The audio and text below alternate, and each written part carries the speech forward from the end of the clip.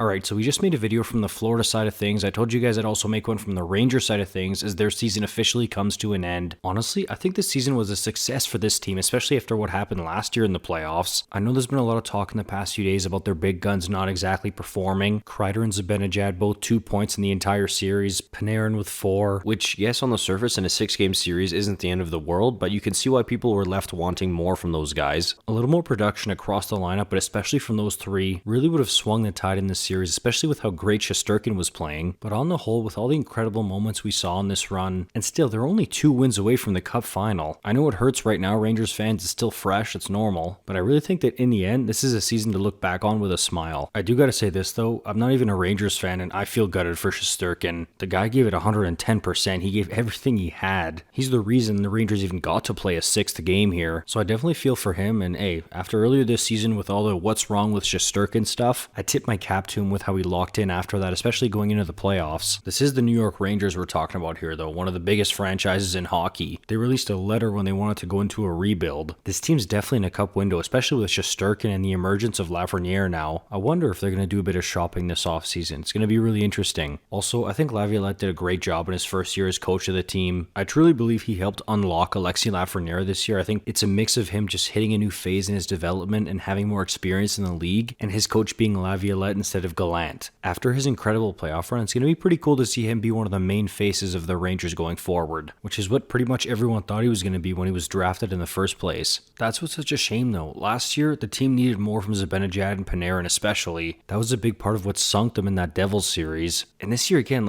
it's not just them, but that's what they're paid to do. They stand out when they play like this in pivotal games. And look, with Zibanejad, we know he was snake bit. Yes, he had those 2 assists last game, but it's been pretty ugly since pretty much game 1 of the Carolina series. And that's the tricky part with both of them, because you look on the surface, oh, Zibanejad's second on the team in points. He's a point per game player in the playoffs, Panarin right behind him. So technically, they are producing, but Panarin, for example, prior to him scoring this one, he hadn't scored a goal in his last 8 games, and I thought he was pretty disappointing in this series. So yes, technically they both got their cookies, but they didn't step up when it mattered most, when the team needed them the most. That's the part that puzzles me about this team, because I definitely think they're a cup contender who's in their window right now. Yes, they could use another move or two, but I feel like they've got all the right ingredients, except they're going to keep getting rinsed by teams like Florida if guys like Zibanejad and Panarin, Kreider play like that when it matters most. I doubt this team's going to make moves to their core though. I could be wrong, but I think they're going to go the route of addition instead. They've got the cachet as an original 6 franchise in New York City, plus they're good and they've got salary cap space. You look at their list of RFAs and UFAs, they've got a big Shesterkin contract coming up here soon, but other than that, they can definitely make some things happen in free agency here to try to give themselves some extra depth to safeguard themselves from another underwhelming performance from some of their stars. Who knows how well that's going to work, but that's what I think they're going to try to do. Now it's over to you. What do you think about the Rangers offseason? What do you think should happen versus what you think will happen? Let me know. Thank you so much for watching. I'll see you in the next one. You're awesome.